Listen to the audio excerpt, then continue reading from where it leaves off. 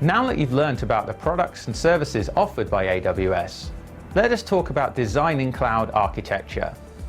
Designing IT infrastructure for the cloud is completely different than for traditional on-premise data centers. Before the advent of cloud computing, planning your infrastructure involved making a series of estimates and educated guesses to determine the capacity requirements of your products and applications. This often resulted in serious over- or underestimations. With AWS, you get to rethink your approach to architecting an IT environment so you can take full advantage of cloud computing.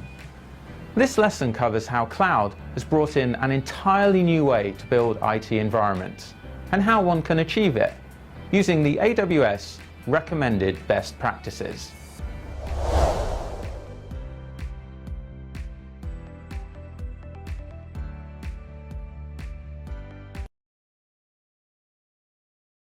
In this lesson, you'll learn why building cloud services requires a different mindset to that of traditional on-premise infrastructure. You'll be able to define the key points in the AWS Well-Architected Framework and understand the 4 pillars that make up this framework. You'll learn about the key principles involved in planning and designing cloud infrastructure. You'll have an understanding of the tools available to enable AWS monitoring and logging. And you'll also have knowledge on the tools and functionality available to run hybrid cloud infrastructure. This is the How to Design Cloud Services section, where we'll take an overview of the AWS Cloud Design Principles. In the topic How to Design Cloud Services, we will take a look at the AWS Well-Architected Framework. And we'll take a deeper look at the 4 pillars which make up the framework, and these are security, reliability, performance efficiency, and cost optimization. We'll then take a look at where you can find more information about designing cloud services for Amazon. And we will look at the AWS Quick Start reference deployments, and where you can find out real-life examples about how real businesses are using Amazon Web Services. So let's start by looking at the AWS Well-Architected Framework. Now, this was introduced because building cloud infrastructure services is vastly different to what you're used to with on-premise infrastructure.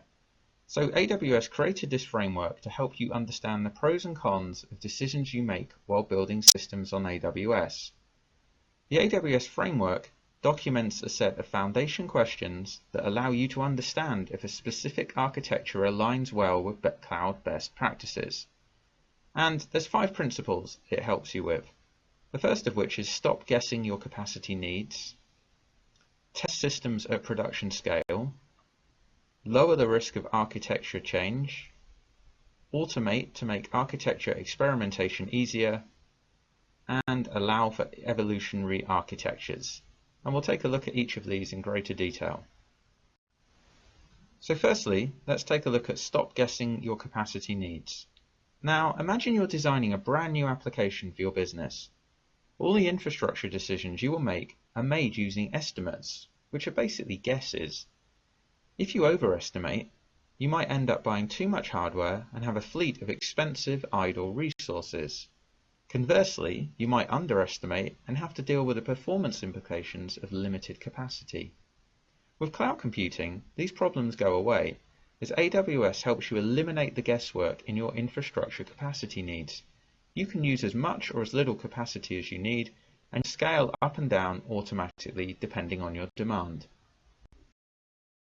The cloud allows you to test systems at production scale. Traditionally, in a non-cloud environment, it's usually very difficult to fully test new products or services in development, as it's cost prohibitive to have like-for-like environments, or you just don't have the resources available.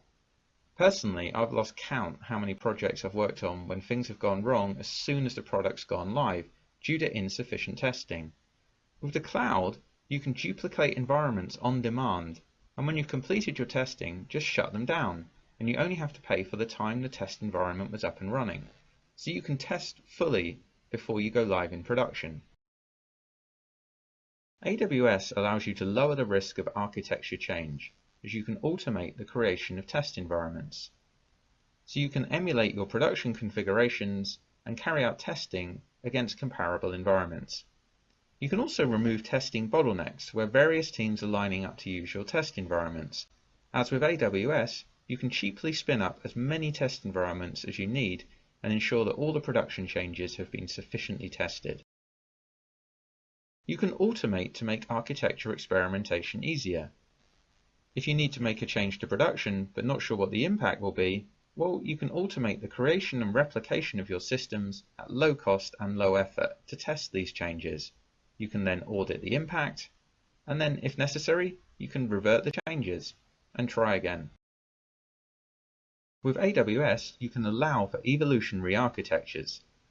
In a traditional environment, architecture decisions are often implemented as a static, one-time event that you have to live with during the lifetime of a system. But with the cloud, the capability exists to automate and test on demand to lower the risk of design changes. So you can implement new innovations and features easily. What this means is you aren't stuck with last year's technology, and you can implement new technology as soon as it comes out. As mentioned earlier, the well-architected framework is based on 4 pillars: security, reliability, performance efficiency, and cost optimization. So in the coming slides, we're going to take a further look at these 4 pillars, starting with security. So Amazon defines security as the ability to protect information, systems, and assets while delivering businesses value through risk assessments and mitigation strategies. What this means is you can apply security at all layers. So rather than just running minimal security, like firewalls, at the edge of your infrastructure, you can use firewalls and other security controls on all of your resources. For example, security groups on EC2 instances allow you to define who and what can access that specific resource, rather than just defining it at a global infrastructure level. You can enable traceability, so you can log and audit all changes to your environment.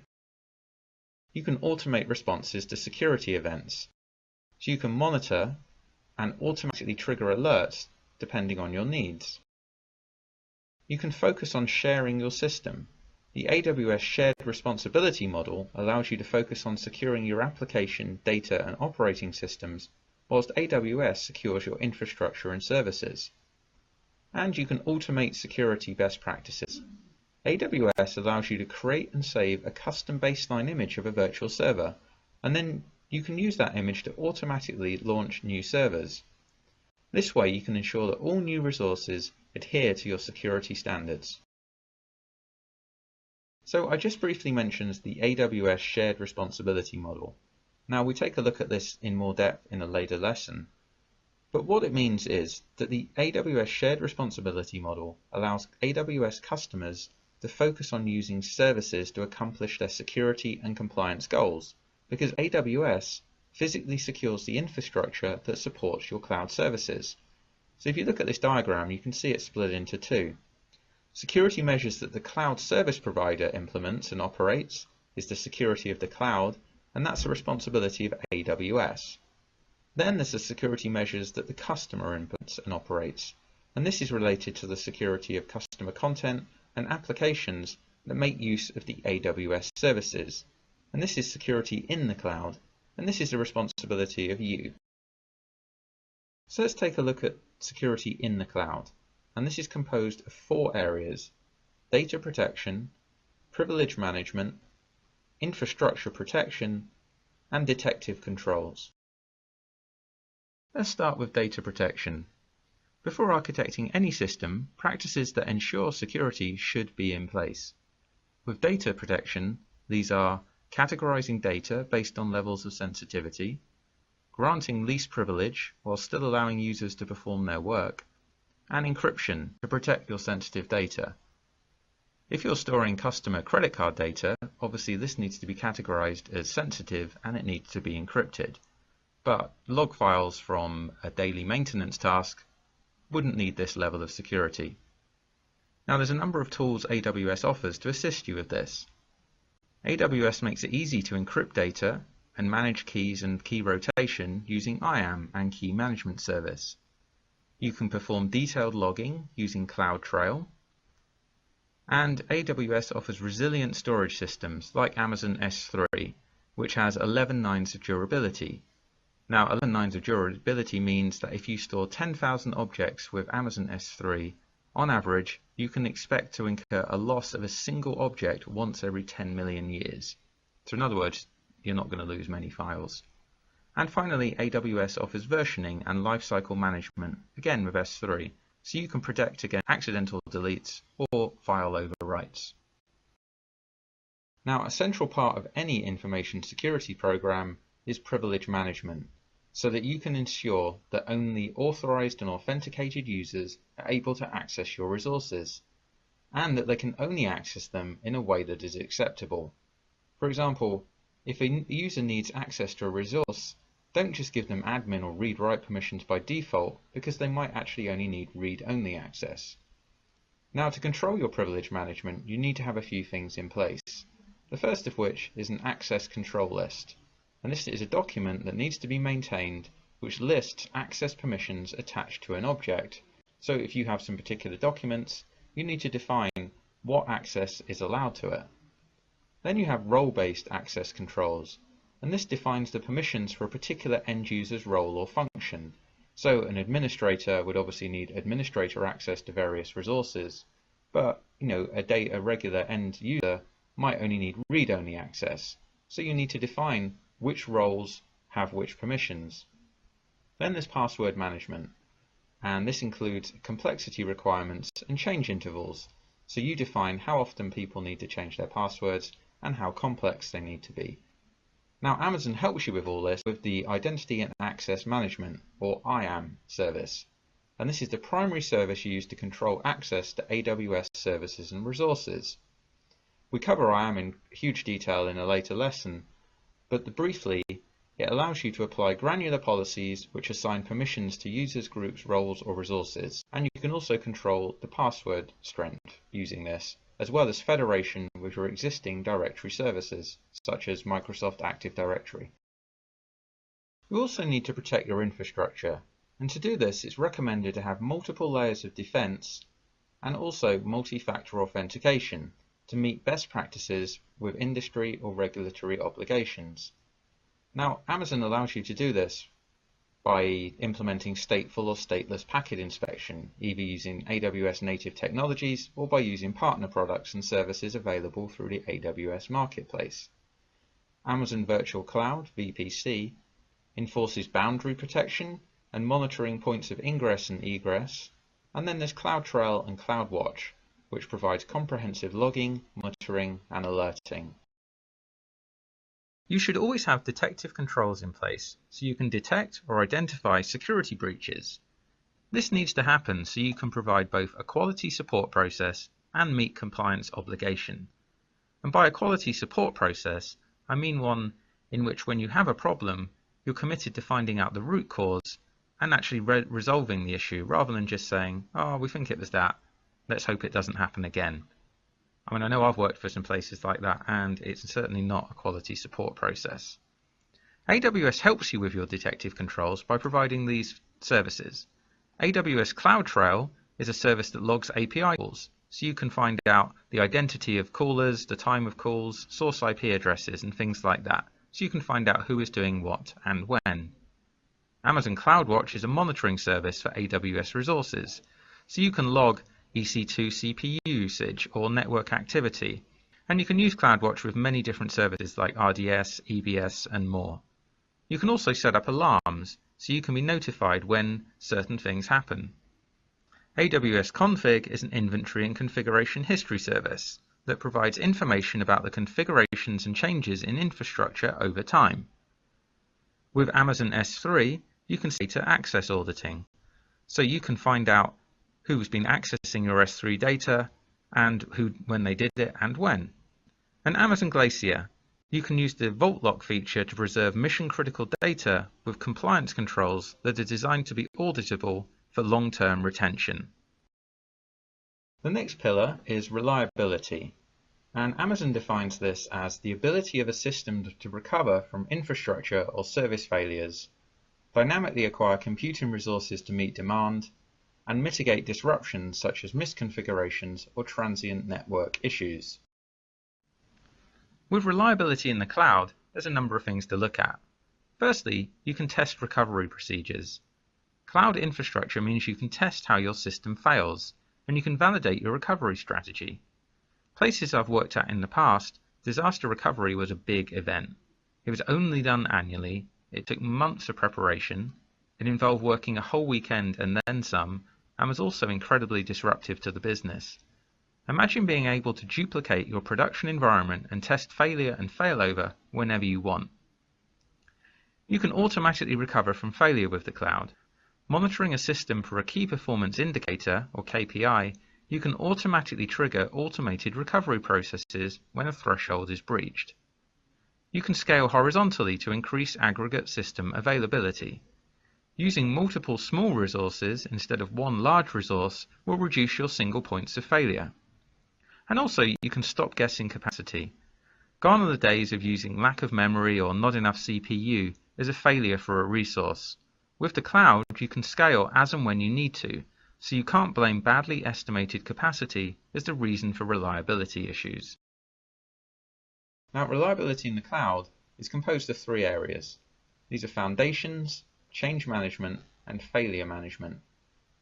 To achieve reliability, a system must have a well-planned foundation and monitoring in place, plus systems for handling changes in demand or requirements is also required. In an ideal world, your system would be designed to detect failure and automatically heal itself. Before architecting any system, you should have foundations in place so that your reliability is not impacted. You should have sufficient network bandwidth to your data center.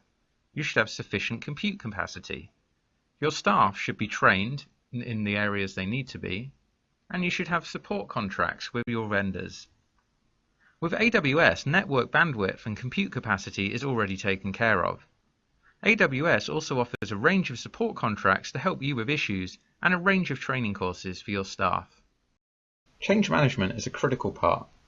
Being aware of how a change affects the system allows you to plan proactively, and monitoring allows you to quickly identify trends that could lead to capacity issues or SLA breaches. With AWS, you can monitor the behavior of a system and automate the response to KPIs. For example, you can add additional servers as a system gains more users. So you can control who has permissions to make system changes and audit the history of these changes. Unfortunately, it's a given that failures will occur, so you need to have some failure management in place. It's good practice to understand why things failed so you can prevent it from happening again. No one wants to work for a company that, when things go wrong, they just get it working again with no understanding of why. A key to managing failure is frequent and automated testing of systems to failure and through recovery.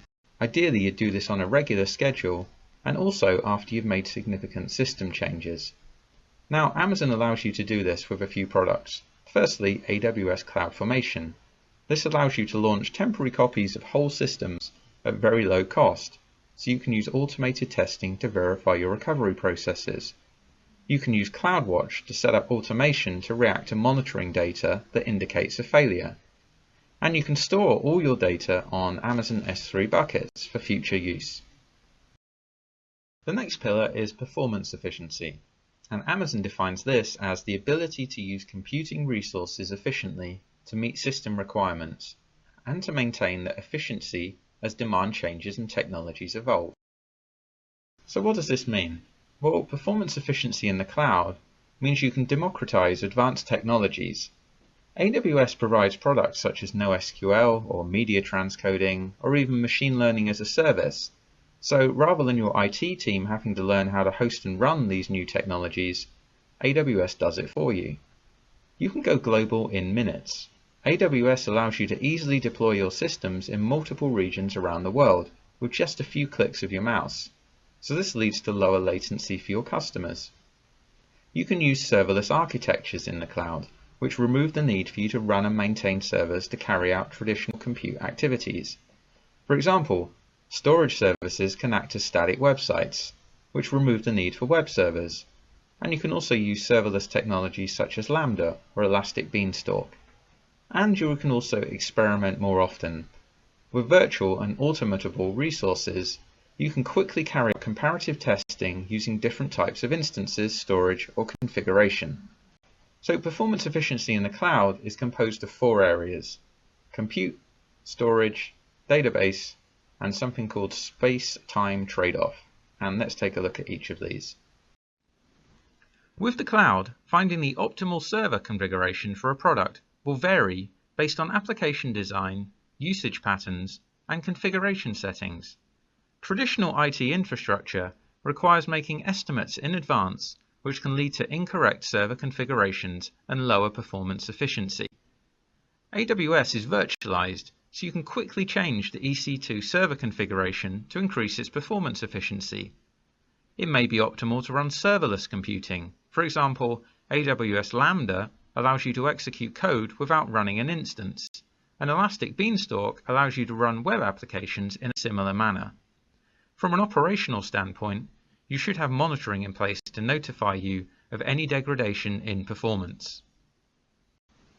The optimal storage solution for a particular system will vary based on whether you need block, file, or object storage, the type of throughput required, frequency of access, and availability and durability constraints.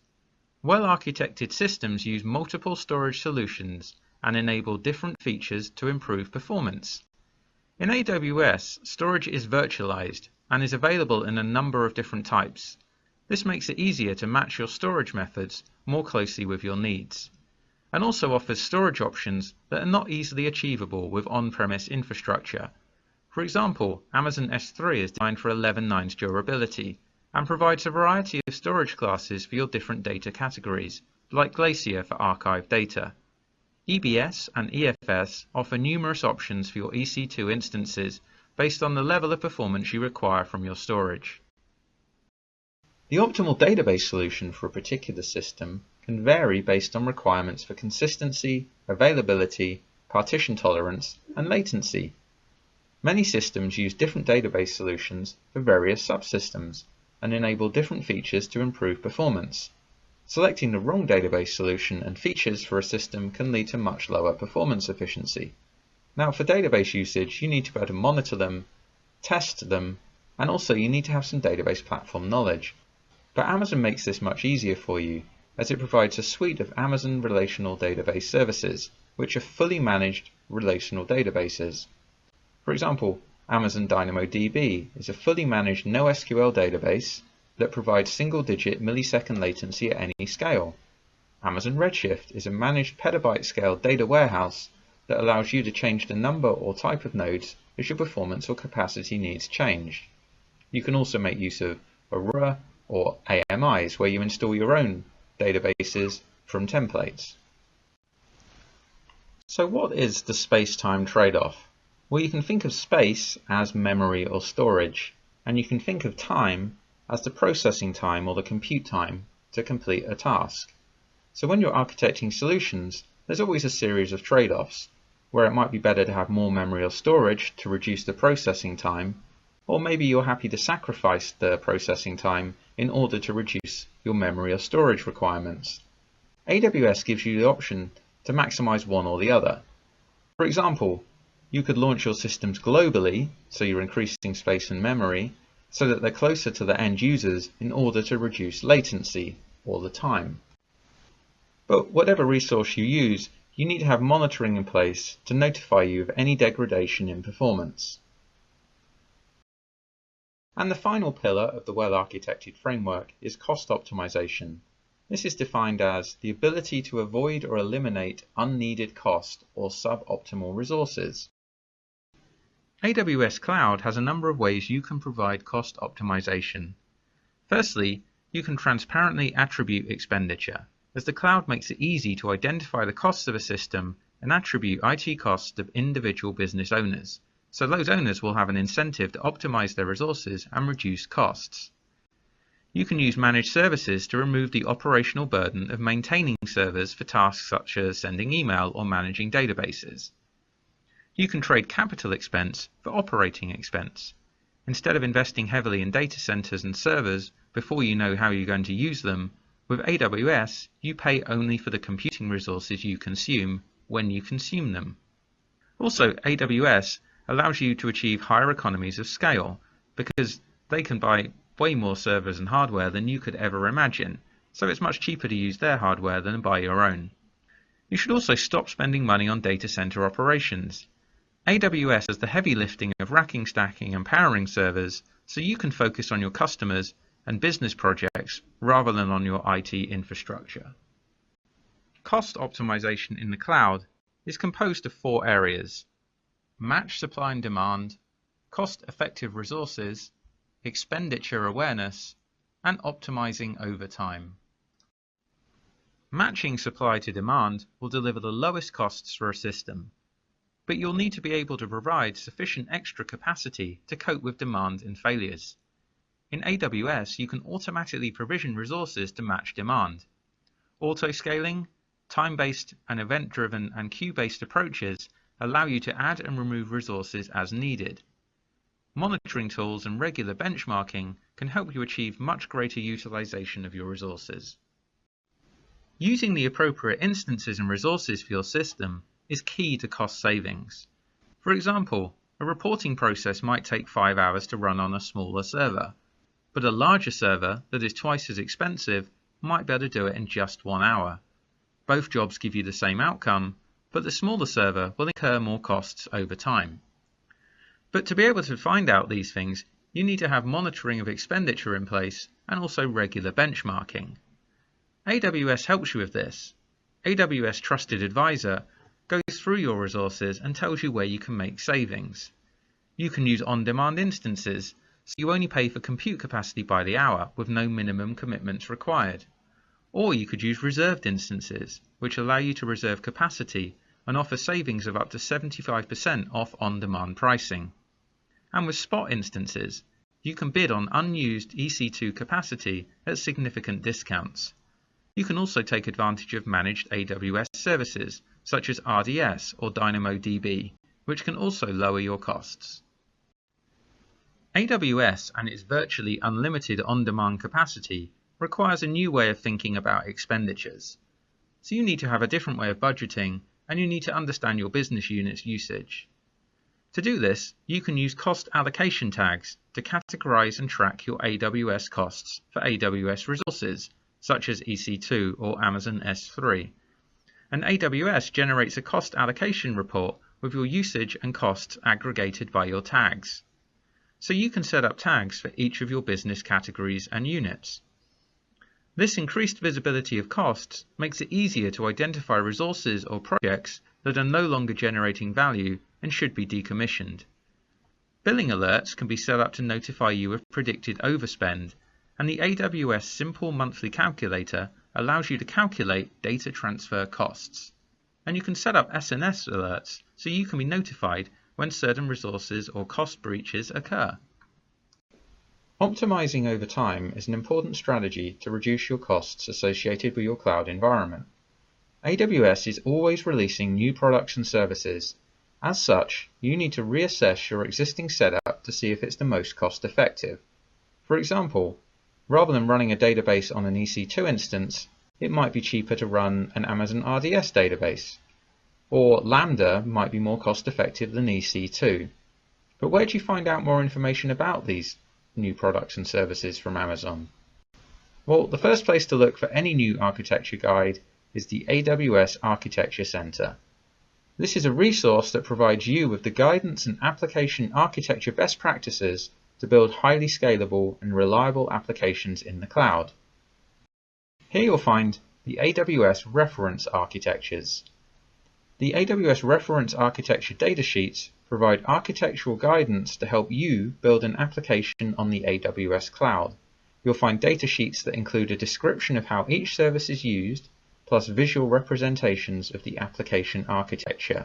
For example, web application hosting, or large-scale processing and huge datasets, or even building elastic web front ends for an e-commerce website. AWS Whitepapers provide a comprehensive list of technical AWS whitepapers that cover all Amazon-related topics, such as architecture, security, and economics. There are new whitepapers being released all the time, and are written by some of the most knowledgeable AWS people around. AWS Quick Start reference deployments use AWS CloudFormation templates to rapidly deploy a fully functional environment for a variety of enterprise software applications. Supplementary deployment guides describe the architecture and implementation in detail. In this course, we'll deploy things manually, step by step, so you can see how it works. But with CloudFormation templates, you can do several hours work with just the click of a button. Examples of CloudFormation templates are SharePoint, RD Gateway, or even SQL Server on Windows Server failover clusters. And finally, case studies. AWS maintains a large list of case studies and success stories from their clients. You can check to see how some of the largest and most successful companies on the planet use AWS for their business. In the Planning and Designing section, we'll take a look at the principles involved in planning and designing cloud infrastructure. You'll learn how the AWS Well-Architected Framework is used in planning and designing. We'll take a look at scaling and all the different versions. We'll look at the importance of loose coupling, how you can build redundancy into your cloud infrastructure, how you can save money by cost optimization. We'll look at automation and how it can make management of an IT environment easier, and also we'll take a look at security and how you can secure your cloud resources. So let's start with scalability. In the past, you would have to estimate the peak load of your systems and purchase your hardware accordingly. So perhaps you were setting up a new website and you were estimating that you're going to get 1 million people per month hitting your website. So you buy the hardware accordingly. But then you find out that only 50,000 people are hitting it, or 10 million people are hitting it. So your hardware is inappropriate for the work. Cloud computing provides virtually unlimited on-demand capacity, so you can scale whenever you need to.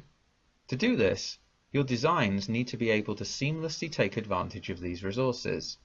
And there are two ways to scale, vertically and horizontally. Vertical scaling means increasing the specifications of an individual resource. For example, increasing the memory or the number of CPUs on a server. With AWS, this is easily achieved with a restart of your virtual server, so that it resizes to a larger or smaller instance type. The advantage of this approach is that it's very easy and requires little thought in the short term. However, this type of scaling can eventually hit a limit and sometimes be cost inefficient, especially if you scale up to some very, very large instances. Horizontal scaling means increasing the number of resources rather than the specifications of each individual resource. For example, adding additional web servers to help spread the load of traffic hitting your application. This is a great way to build applications that leverage the elasticity of cloud computing. However, not all architectures can distribute their workload to multiple resources. A stateless application is one that needs no knowledge of previous interaction and stores no session information. An example of this would be a web server that provides the same web page to any end user. A stateless application can scale horizontally as any request from any end user can be serviced by any of the available compute resources. You can add more resources as required and then remove them when the capacity is no longer available. Stateless applications do not need to be aware of their peers. All that is required is a way to distribute the end user sessions to them. And there are two ways to distribute load to multiple nodes. The first of these is the push model. A load balancer, such as the AWS Elastic Load Balancer, is a popular way to distribute a workload across multiple resources. An alternative, but less recommended approach, is to implement a DNS round robin using Amazon Route 53, where DNS responses return an IP address from a list of valid hosts in a round robin fashion. This is an easy to set up option, but it can cause issues if DNS records are cached. The alternative to the push model is the pull model. Tasks that need to be performed can be stored as messages in a queue, and multiple compute resources can pull and process the messages in a distributed fashion. Examples of this are big data processing scenarios, where many servers work to analyze data and return results, or media file conversion processes, where multiple servers convert the files as they arrive. Amazon SQS or Amazon Kinesis are services that can provide pool model load balancing. Most applications need to maintain some kind of state information. For example, an automated multi-step process will also need to track previous activity to decide what its next action should be. You can make components in your architecture stateless by not storing anything on the local file system, and instead storing user or session-based information in a database, like DynamoDB or MySQL, or on shared storage, like Amazon S3 or EFS. Additionally, Amazon SWF can be used to centrally store execution history and make your workload stateless. So the opposite of stateless applications are stateful applications, as it's not possible to turn some layers of your architecture into stateless components. For example, databases, which are stateful by definition, or applications that were designed to run on a single server. Providing multiple users a consistent view of the database or application is much simpler when your components are not distributed. Distributing the load is possible, though, through session affinity. This means that all transactions of a session are bound to a specific compute resource. However, this means that existing sessions would not be able to utilize newly introduced compute nodes. And also, if a node is shut down or becomes unavailable, users bound to that session will be disconnected. For situations when you need to process large amounts of data, it's always beneficial to see if a distributed processing approach can be used. Imagine a task that requires a huge amount of data processing.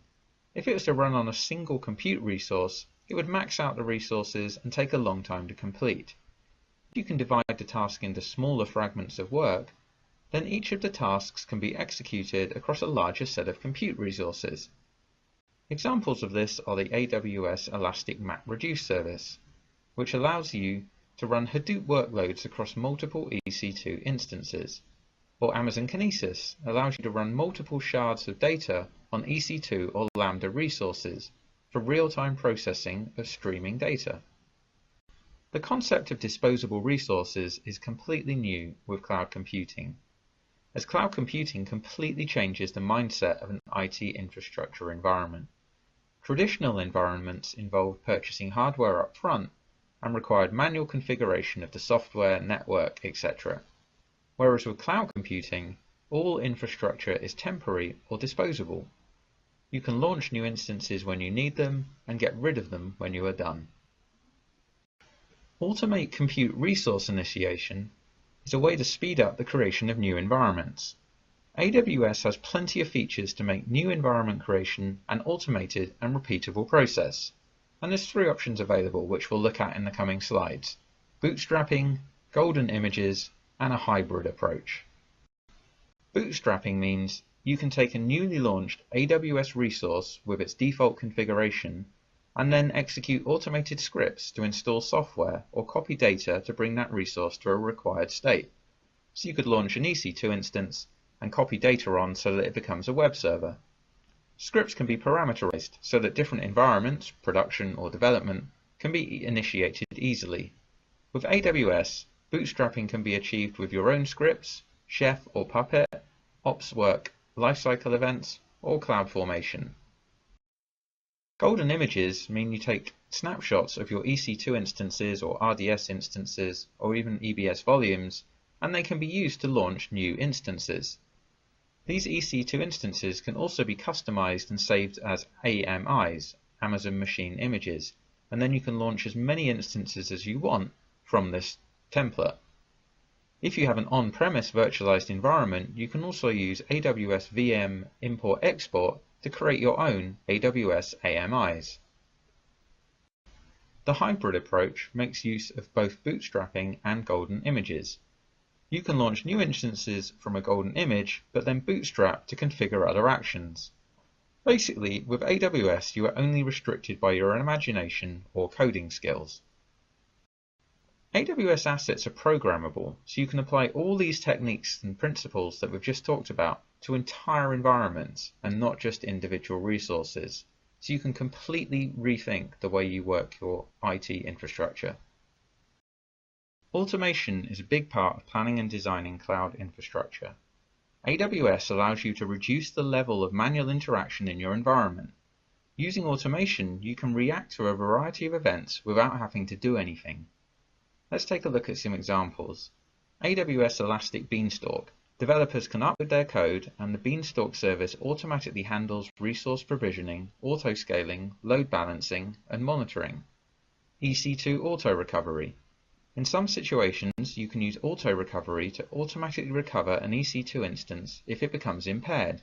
The recovered instance is identical to the original, instance name, IP address, metadata, etc. Auto-scaling. You can automatically add resources to cope with demand spikes and decrease again during quiet times. CloudWatch alarms and events. CloudWatch can send SNS notifications to alert when a particular event occurs. For example, CPU usage is too high. The notifications can be used to perform follow-up actions, like run a Lambda function. OpsWorks lifecycle events. You can continually update your instance's configuration to adapt to environment changes. For example, if a new database instance is added to your environment, then an event can automatically trigger a chef recipe that points existing applications to the new server. Loose coupling is an important concept. Applications should be designed so that they're broken into smaller, loosely coupled components. The desired outcome is that a failure in one component should not cause other components to fail. This is achieved through a variety of measures. Firstly, well-defined interfaces. By ensuring that all components only interact with each other through specific technology-agnostic interfaces, for example RESTful APIs, will result in being able to modify resources without affecting other components. Amazon API Gateway is a fully managed service for APIs, which you can do this with. Loose coupling needs services to be able to interact with each other without having any prior knowledge of their existence. For example, imagine two servers communicating on hard-coded IP addresses. Then the addition or modification of resources will result in manual interaction to update the configuration. However, loosely coupled infrastructure is an essential ingredient in making the most of cloud computing elasticity. The easiest way to achieve this is to use an elastic load balancer service to provide a stable endpoint for all your services. This way, they don't have to worry about each other, the elastic load balancer does that for them. Rather than use synchronous integration, where server A completes an action and passes it to server B, which then passes it to server C, asynchronous integration involves the use of an intermediate storage area, like an SQS queue. This approach means that when a server A completes its action, it sends a notification to SQS. This way the compute resources are decoupled and not directly linked to each other. This means you can easily add or remove resources without having to update the configuration of the existing compute resources. Designing applications to fail gracefully allows other resources to continue a service without causing a complete outage. Examples of this would be if your primary website fails, the Route 53 DNS failover feature points your users to a backup site hosted on a static website on Amazon S3. The idea is to continue to provide a service even if it isn't the full experience. Traditional IT infrastructure involves developing, managing, and operating applications with a wide variety of underlying technology components. AWS isn't just about EC2 instances. There are a suite of products to do everything mentioned and a lot more besides, to help you lower your IT costs and allow you to move faster as an organization. For example, managed services. AWS provides many services that are fully managed: databases, machine learning, analytics, search, email, etc. This lessens the burden on your IT infrastructure department. RDS databases mean you don't have to worry about backups, fault tolerance for your simple databases. S3 allows you to store as much data as you need without having to concern yourself with capacity management. Serverless architectures. You can reduce operational complexity of your applications through the use of serverless architectures. Tools such as the Internet of Things, Lambda, S3, Beanstalk all allow you to run your applications without paying for any server infrastructure. In a traditional IT environment, the type of database in use is typically restricted by constraints on licensing, support capabilities, hardware availability, and things like that. AWS provides you with multiple managed database server options that remove these constraints, meaning that you can choose exactly the right database for your needs rather than making use of what is available to you. AWS offers fully managed, easy scalable services for relational databases, NoSQL, data warehouses, and search functions that provide fully managed, easily scalable services that can create synchronously replicated standby instances in different availability zones. And they'll also automatically fail over without the need for manual intervention. We'll cover databases in a whole lesson later on in this course. Now we'll take a look at redundancy. Introducing redundancy will ensure your systems are highly available so they can withstand the failure of individual or multiple components, for example hard disks, servers, or network links. Introducing redundancy will remove single points of failure from your systems. This is achieved by having multiple resources for the same tasks in either standby or active mode. Standby redundancy is often used for stateful components like databases. The standby resource becomes the primary resource by it failing over to it. The standby resource can be brought online only when required to save cost, or it can already be running to speed up the failover process and minimize the outage. Active redundancy is where multiple redundant compute resources share requests and are able to absorb the loss of one or more of the instances failing. Examples of this would be multiple web servers sitting behind a load balancer. Automatic failure detection allows you to react to an outage automatically without the need for manual intervention.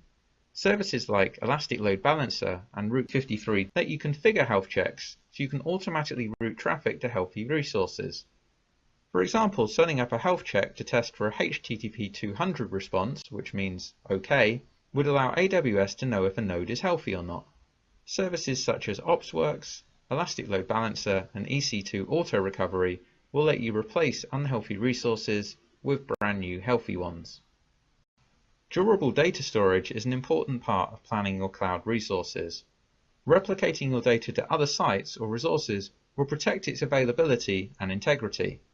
There's 3 ways you can replicate your data: synchronously, asynchronously, or quorum-based.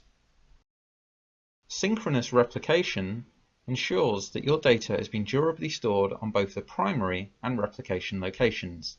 Any write operation will only be acknowledged as complete when this has taken place. This should only be used on low latency network connections where absolutely necessary to try to ensure maximum performance. Asynchronous replication decouples the primary node from the replica so that a write operation doesn't have to wait for any acknowledgement. This can introduce a replication lag but does not impact performance. And from personal experience, I've seen the difference between synchronous and asynchronous replication changing performance as much as 100%. Quorum-based replication is a mix of both synchronous and asynchronous replication. Replication to multiple nodes is controlled by defining the minimum number of nodes that must participate in a successful write operation. So if you have a cluster of 4 replicas, you can say, I need confirmation from at least 2 of them before the acknowledgement is sent back to the end user. A traditional data center failover scenario involves failing over all your resources to a secondary distant data center. Because of the long distances between the 2 data centers, synchronous replication is often impractical, slow, and usually involves data loss and isn't tested very often. However, it does protect against low probability scenarios such as a natural disaster. So if your main data center was in New York and your secondary was in, say, Washington, if New York had a massive outage, you could fail over to Washington, but it's going to be slow and practical and take some time. A more likely scenario is a shorter interruption in your data center, which isn't predicted to be too long. In this situation, your choice is to sit it out and wait, or initiate the complex failover procedure. AWS data centers are configured to provide multiple availability zones in a region, with low latency network connectivity. This means you can replicate your data across data centers in a synchronous manner and as a result, failover becomes much simpler. Also, this concept is baked into many AWS services, such as RDS and S3. Active redundancy is great for disaster recovery situations or balancing traffic, but what if all the requests to your resources were harmful? For example, if a particular request caused a bug and it resulted in multiple instances crashing. A practice called shuffle sharding means only sending some of the requests to some of your resources. This way, if one shard of resources is infected or down, the other shard of resources will be up and running. In the example shown here, if request 2 is bad, then at least one set of resources is still protected. AWS economies of scale offer organizations huge opportunities to make cost savings. By making further use of AWS capabilities, there's even more scope to create cost-optimized cloud architectures. Right-sizing is one such approach. In stark contrast to traditional IT infrastructure, cloud computing means you can select the most cost-effective resource and configuration to fit your requirements. EC2, RDS, Redshift and Elasticsearch give you a wide variety of instance types to choose from. Through benchmarking, you can determine the optimal configuration for your workload. In some cases, it might be optimal to select many of the cheapest instance type available. In others, it might be more beneficial to select fewer instances, but of a larger instance type. AWS Storage offers the same level of right-sizing opportunities. Amazon S3 offers many different storage classes to suit your needs. EBS also comes in a variety of different volume types, all of which will be covered in later lessons. AWS offers many elasticity options to help you save money. You can auto-scale your EC2 workloads horizontally or vertically. You can turn off production workloads when you don't need them. And where possible, you can use Lambda compute workloads so you never have to pay for idle resources. EC2 on-demand instance pricing means you only pay for what you use with no long-term commitments. However, there are two more ways to pay for EC2 instances. One of these is reserved capacity. By committing to a defined period of between 12 to 36 months, you can receive significantly discounted hourly rates compared to on-demand pricing. AWS Trusted Advisor, or AWS EC2 usage reports, identified the resources that would benefit from reserved capacity. There is technically no difference between on-demand and reserved instances. The only difference is the way you pay for it. This concept also exists for Redshift, RDS, DynamoDB, and CloudFront. EC2 spot instances are ideal for workloads that have flexible start and end times, as you are allowed to bid on spare EC2 computing capacity, and spot instances are often available at significant discounts compared to on-demand pricing. Your EC2 spot instance is launched when your bid exceeds the current spot market price, and it will continue to run until either you terminate it or the spot market price exceeds your bid. When the latter happens, your instance is terminated, and you'll not be charged for the partial hour that it was running. So there's three strategies to use for spot instances. There's the one we've just discussed, which is bidding. You could bid much higher than the spot market price for as long as the instance runs. This way, even if the market price spikes occasionally, you'll still make a saving overall. The mix strategy. AWS recommends designing applications that use a mixture of reserved, on-demand, and spot instances. This way you can combine predictable capacity with opportunistic access to cheaper additional compute resources. And then finally, there's spot blocks. AWS allows you to bid for fixed duration spot instances. These have a different hourly pricing, but allow you to define a duration requirement. If your bid is accepted, your instance will run until you terminate it or the duration ends. Now let's take a look at caching. Caching data means storing previously calculated data for future use, so you don't have to recalculate it again. There's two approaches. Application caching. You can design applications to store and retrieve information from fast managed in-memory caches. This way, an application can look for results in the cache first, and if the data isn't there, it can then calculate it or retrieve the data and store it in the cache for subsequent requests. This approach improves user response times and reduces load on your resources. An example of this is Amazon Elasticache, which is a service that provides an in-memory cache in the cloud suitable for use with web services. Edge caching uses Amazon CloudFront, so you can cache static content such as images or video and dynamic content such as live video around the world using edge locations. This way users can be served the content that is closest to them, and resulting in low latency response times. The principle applies to both download and upload with edge caching. And finally, security. It's important to have security built into your plans and designs for AWS infrastructure. AWS allows you to take most of the security tools and techniques that you already know and improve them by formalizing security control design into your AWS platform. This simplifies the system for administrators and auditors alike. Now, we're not going to cover too much here because this is all covered in the IAM lesson, but there's things like defense in depth, which allows you to add multiple layers of protection to your resources, reduced privileged access to only give people the access they require. Security as a code lets you capture security requirements in one script that you can use to deploy new environments. And real-time auditing. AWS has multiple services to ensure you can test and audit your environment in real time. In this section, we're going to take a look at monitoring and logging, and an overview of the tools available to enable AWS monitoring and logging. In this section, you're going to learn about Amazon CloudWatch, Amazon CloudTrail, and Amazon Config, and how they can be used to monitor and log your cloud infrastructure.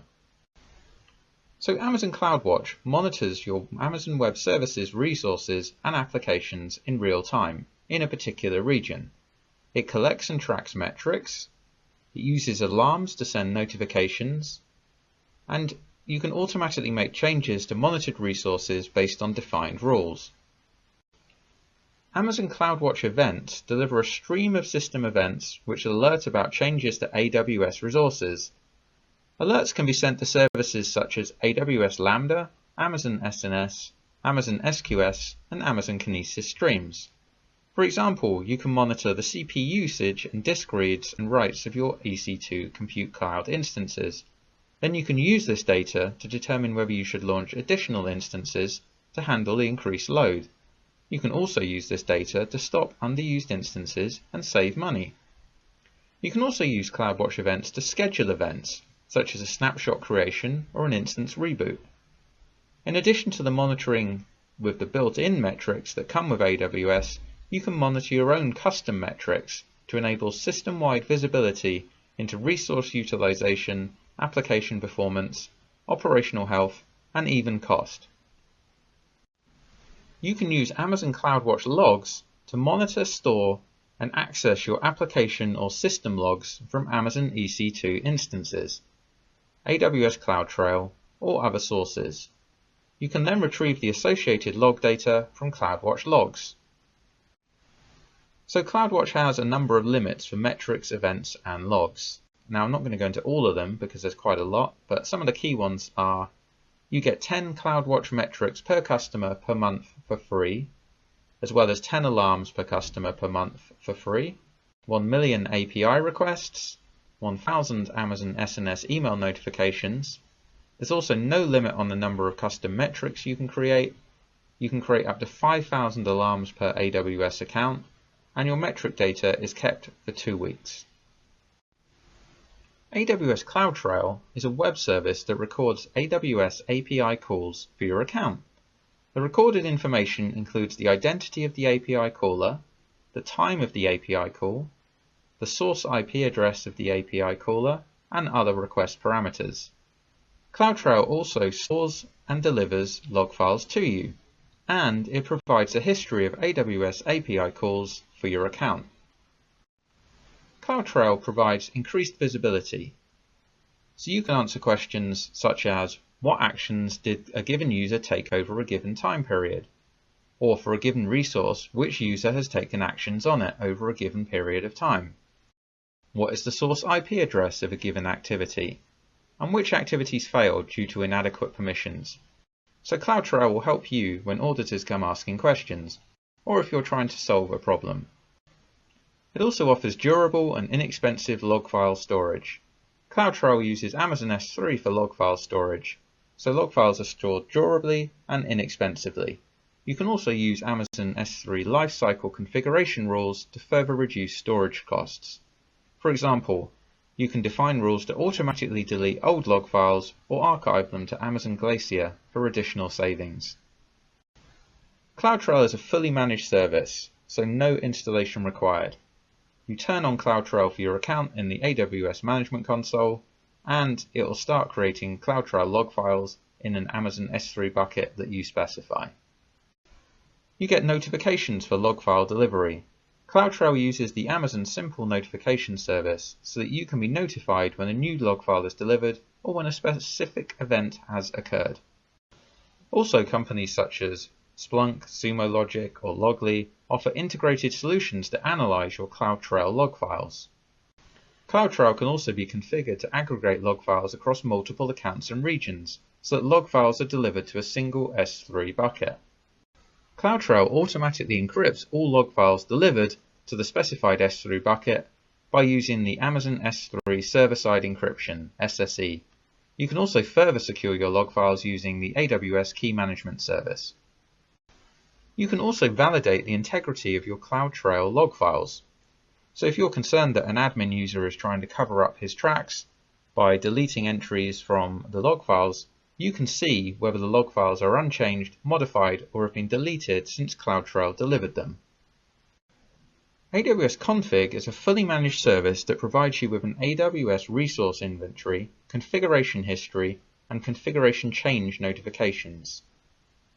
You can automatically check the configuration of AWS resources by checking AWS Config. Using config rules, an IT administrator can quickly determine when and how a resource went out of compliance. For example, you can ensure that your EBS volumes are encrypted, your EC2 instances are properly tagged, or elastic IP addresses are attached to instances. And this is all enabled with a few mouse clicks in the AWS console. AWS Config enables configuration visibility. You can view all the configuration attributes of your AWS resources in real time, and SNS will notify you of any updated configuration or specific changes from the previous state. You can continuously assess the overall compliance of your AWS resource configurations based on your organization's policies and guidelines. AWS config rules give you a visual dashboard with lists, charts, and graphs to help you quickly spot non-compliant resources and take appropriate action. AWS config is also compatible with third-party applications such as Splunk. In this section, we're going to take a look at hybrid IT architectures and have an overview of the tools and functionality available to run hybrid cloud architectures. AWS offers a wide and deep set of functionality that allows you to integrate your existing network, security, data, lifecycle management, and resource management capabilities with the cloud. AWS allows you to extend your existing on-premise network configuration onto your AWS virtual private clouds, so that your AWS resources will operate as if they're part of your existing network.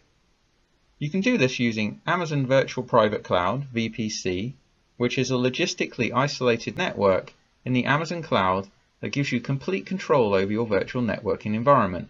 You can choose your own IP range, subnets, route tables, network, etc. Then there's Direct Connect. Rather than use internet-based connections between your on-site resources and the Amazon cloud, Direct Connect lets you establish a dedicated network connection between the two to provide lower costs and a higher level of service. You can use AWS to reliably and cost-effectively back up and secure your data. AWS allows you to replicate your data across geographical regions, manage the lifecycle of the data, or even synchronously replicate your data to a local AWS data center. AWS Storage Gateway is a VM that you install in your data center and configure to be associated with your AWS account. Then you can either use Gateway Cached, which lets you use Amazon S3 storage as your primary data storage, while retaining frequently accessed data locally in your storage gateway, or Gateway Stored. Gateway Stored volumes let you store your primary data locally and asynchronously back that up to AWS. Amazon Simple Storage Service S3 offers a practically unlimited storage that's available for backing up and archiving your critical data, and Amazon Glacier is extremely low-cost storage for infrequently accessed data for which recovery intervals of several hours are suitable. AWS Security and Access Control is easily managed using IAM or Microsoft Active Directory services. AWS Identity and Access Management is the service that enables you to securely control user access to all your AWS services and resources. An AWS Directory Service is a managed service that allows you to connect your AWS resources with an existing on-premise Microsoft Active Directory, or you can set up a new standalone directory in the AWS cloud. AWS Security and Access Control is easily managed using IAM or Microsoft Active Directory services. AWS Identity and Access Management is the service that enables you to securely control user access to all your AWS services and resources. An AWS Directory Service is a managed service that allows you to connect your AWS resources with an existing on-premise Microsoft Active Directory, or you can set up a new standalone directory in the AWS cloud. And there's three flavors of Active Directory. There's Microsoft AD, which is a fully blown managed Microsoft Active Directory service that supports up to 50,000 users. There's Simple AD, which is a standalone managed directory that's available in two sizes, small and large. Small is for up to 500 users, and large supports up to 5,000 users. Or there's AD Connector, and this is a directory gateway that allows you to proxy directory requests to your on-premise Microsoft Active Directory. And this also comes in two sizes, small and large. A small AD connector is designed for small organizations of up to 500 users, and a large AD connector is designed for larger organizations for up to 5,000 users. You can also use integrated resource and deployment management tools in your hybrid environment. AWS provides monitoring and management tools with robust APIs, so you can easily integrate your AWS resources with on-site tools. And most major software vendors already support AWS, like Microsoft, VMware, and BMC. Tools such as AWS OpsWorks allow you to deploy and operate applications in the AWS cloud or in your own data center. You can use templates or build your own tasks to specify an application's architecture. AWS Code Deploy automates code deployments to instances in your existing data center or in the AWS cloud. AWS Code Deploy simplifies the code deployment process to your instances. This is the practice assignment for designing hybrid storage, where you'll configure a basic plan to resolve an on-premise storage problem. You've been hired by a medium-sized law firm who have an aging storage solution that they would like to replace, but they do not want to purchase any new hardware. They store several terabytes of data, which is comprised of documents and images. A lot of the data is legacy data, which is rarely accessed and can be archived. However, the most recent files need to be available instantly. You have been tasked with providing a very basic high-level plan of a hybrid storage solution using the client's existing data center and AWS. Detail the products and services you would use and sketch out a basic plan of the infrastructure. So let's review the key takeaways from this lesson. Firstly, we learned the AWS Well-Architected Framework, which helps you understand the pros and cons of decisions you make while building systems on AWS. Cloud infrastructure lets you stop guessing your capacity needs. It allows you to test systems at production scale. It lowers the risk of architecture change. It automates to make architectural experimentation easier, and it allows for evolutionary architectures. The well-architected framework is based on 4 pillars. Security, the ability to protect information systems and assets whilst delivering business value through risk assessments and mitigation strategies. Reliability, the ability of a system to recover from infrastructure or service failures, dynamically acquire computing resources to meet demand, and mitigate disruptions such as misconfigurations or transient network issues. Performance efficiency, the ability to use computing resources efficiently to meet system requirements and to maintain the efficiency as demand changes and technologies evolve. And cost optimization. Optimization is the ability to avoid or eliminate unneeded cost or suboptimal resources. In the past, you'd have to estimate the peak load of your systems and purchase hardware accordingly. Cloud computing provides virtually unlimited on-demand capacity, so you can scale whenever you need to.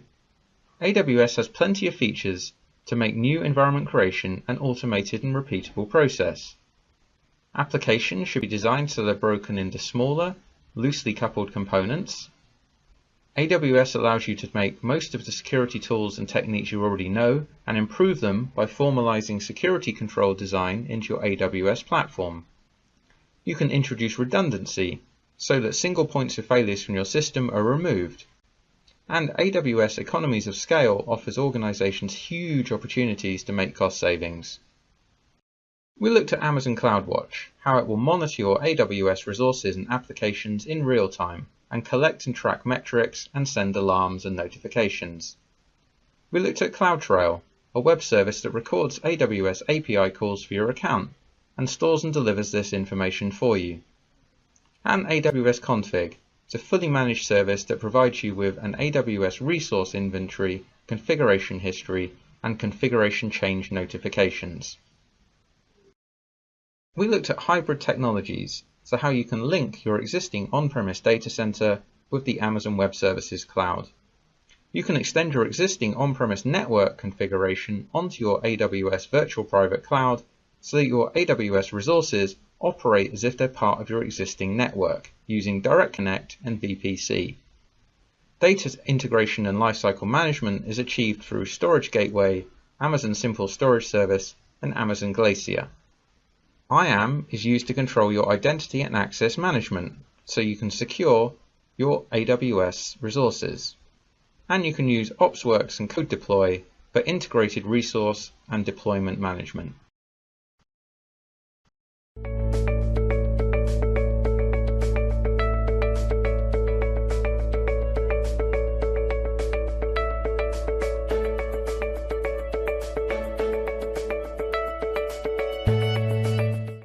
This concludes designing highly available, cost-efficient, fault-tolerant, scalable systems. The next lesson is AWS IAM.